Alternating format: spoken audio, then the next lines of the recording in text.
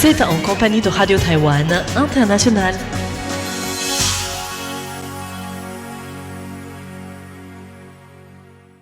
Bonjour à tous et bienvenue sur l'antenne française de Radio Taïwan International. Ici Lisa Dufaux pour vous présenter le programme de ce vendredi 17 avril. Aujourd'hui, c'est François-Xavier Boulet qui vous présentera le journal de l'actualité qui sera suivi du décryptage présenté par moi-même dans lequel nous reviendrons ensemble sur l'avenir électoral du Parti du peuple taïwanais, le TPP, après la crise de la députée Li Zhenqiu et la condamnation de son fondateur Ko Wen-je. Vous pourrez ensuite retrouver Florian Dai avec son émission hebdomadaire Femmes d'ombre, Femmes de lumière, avec une rencontre avec la chercheuse Martha Pavone sur la religion taïwanaise. Voilà pour les ondes courtes et vous pourrez également retrouver sur notre site internet un nouvel épisode de Géopolitique présenté par Jean-Yves Heurtebise sur la mondialisation de la guerre en Iran. Je vous souhaite à tous une excellente écoute et je vous laisse sans plus tarder en compagnie de François-Xavier Boulet pour le journal de l'actualité dont voici les principaux titres.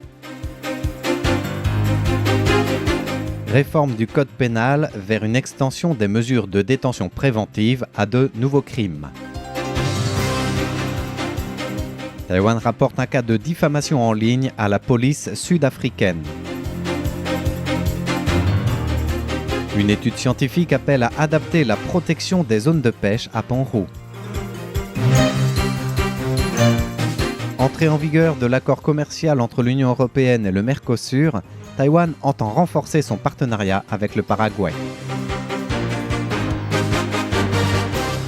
Bonjour et bienvenue dans l'édition de l'actualité de ce vendredi 17 avril. C'est François-Xavier Boulet pour vous présenter le journal de la rédaction.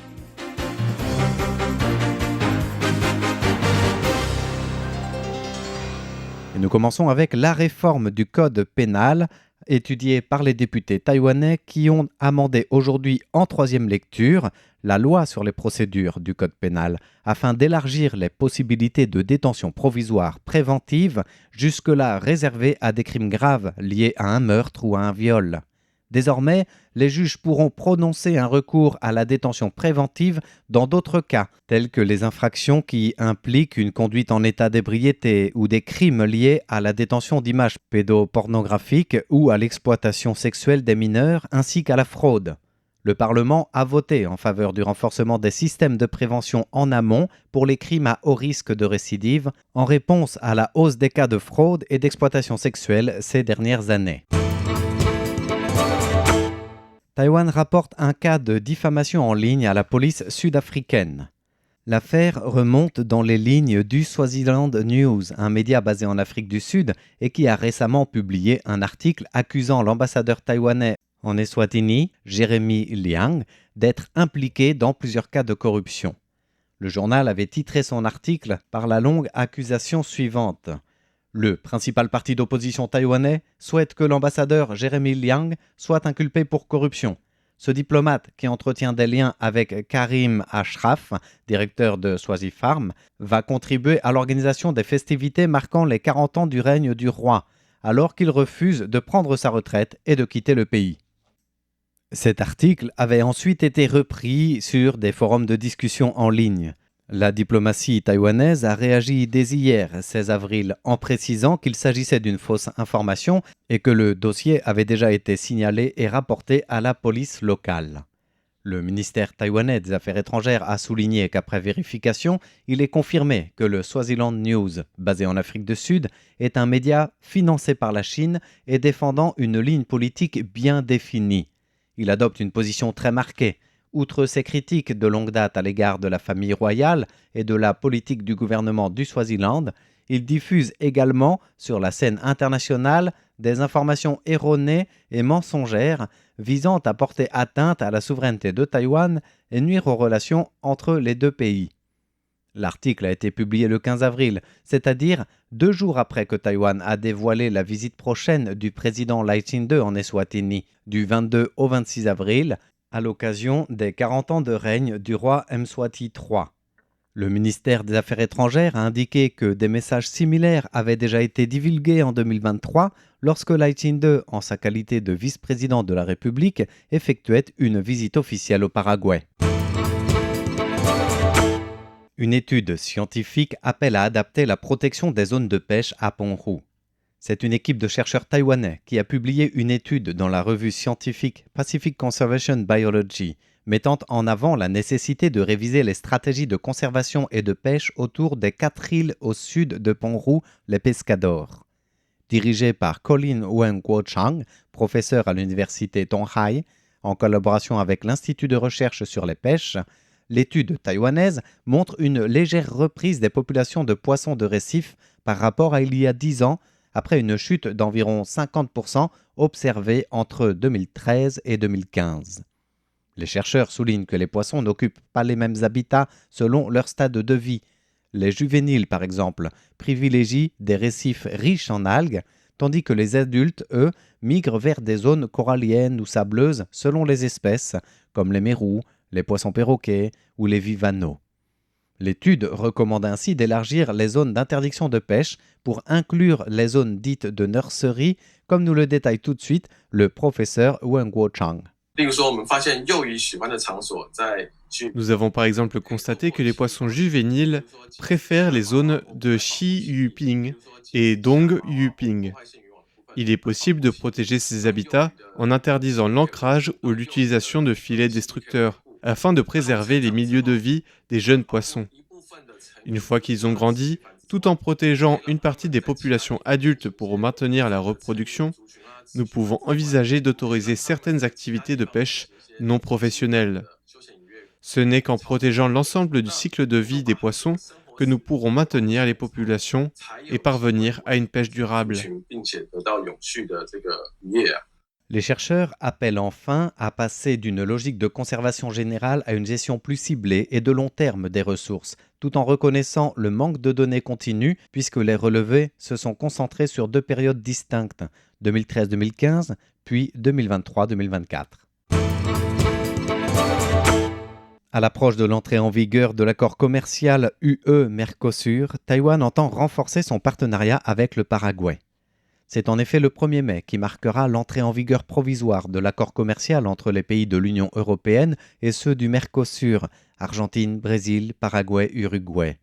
Face à l'échelle économique de cette zone de libre-échange qui représente environ 25% du PIB mondial, le ministère taïwanais des Affaires étrangères a indiqué aujourd'hui vouloir s'appuyer sur le Paraguay, son allié diplomatique et membre du Mercosur, pour renforcer les échanges. Le ministère souligne que les coopérations avec le Paraguay couvrent 5 volets. Le Paraguay servira de base entre guillemets pour Taïwan dans les domaines de la médecine et de la santé publique, de l'éducation supérieure, dans la transformation industrielle, les énergies vertes et le développement technologique. Taïwan a souligné qu'il s'agissait d'une stratégie et d'une approche globale et que le pays était convaincu que cette coopération avec le Paraguay porterait ses fruits dans un proche avenir. L'accord commercial Union européenne-Mercosur vise à supprimer les droits de douane sur 95% des marchandises européennes et 91% des produits du Mercosur. Taïwan présent à la conférence internationale Alzheimer 2026 en France. C'est à Lyon que du 14 au 16 avril avait lieu la conférence internationale Alzheimer qui est organisée sur une base biannuelle.